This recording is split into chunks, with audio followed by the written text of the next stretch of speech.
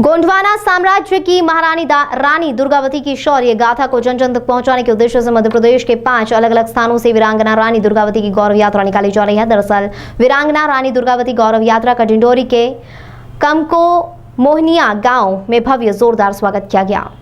गौरतलब है कि गौरव यात्रा के दौरान केंद्रीय राज्य मंत्री फग्गन सिंह कुलस्ते ने ग्रामीणों को संबोधित करते हुए वीरांगना रानी दुर्गावती की शौर्य गाथा के बारे में बताते हुए आमजनों को संबोधित किया। गौरव यात्रा के दौरान बीजेपी के पदाधिकारी कार्यकर्ता सहित आमजन मौजूद रहे। और इस गौरव यात्रा का उद्देश्य यही है कि जो सरकार ने किया है काम, रानी दुर्गावती का परिवार, उनके पूर्वज और जितने गौड़ शासक, आप जैसे कहते हैं कि 52 गढ़, इस गोंडवाना साम्राज्य के अंदर जितने 52 गढ़ हैं और उससे ज्यादा हमारी 63 रियासतें इस भारत के अंदर थी, गोंडवाना साम्राज्य के अंदर। और इन 63 साम्राज्यों में 1400 वर्ष तक शासन करने वाली ये गौड़ समुदाय, इतना बड़ा इस दुनिया के अंदर इतना लंबा समय शासन करने वाला कोई समाज नहीं रहा।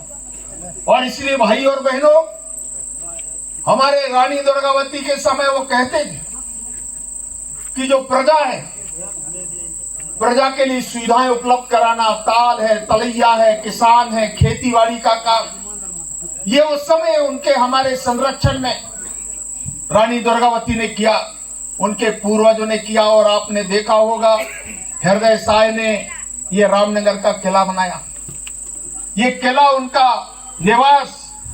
और शादी के बाद जब रानी हमारे यहाँ आई तो सिंगौरगढ़ में रहती थी। ये दूसरी हमारी जो यात्रा प्रारंभ हुई वो संग्रामपुर से, दमोह से प्रारंभ हुई।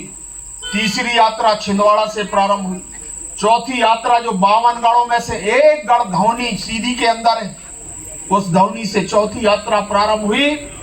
और 5वीं यात्रा जहां रानी दुर्गावती का जो जन्म हुआ,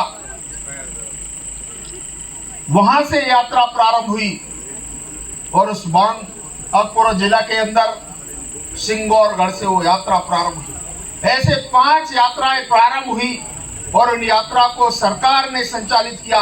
हम सब उसके साक्षी हैं, जितने हमारे पार्टी के लोग हैं, समाज है, जनता है, हमारे जन अभियान परिषद है, प्रशासन है, ये सब मिलकर के इस यात्रा को प्रारंभ करने का उद्देश्य हमारा है कि जितने भी काम मैंने अपने समय में देखा, भारतीय जनता पार्टी की सरकार ने, शिवराज जी ने प्रारंभ किया, चाहे टंटिया मामा भील का विषय हो, चाहे भीमा नायक का हो, और आज अगर हम रघुनाथ साय, शंकर साय के बारे में कहते हैं, वहां संग्रहालय बनाने का काम हो।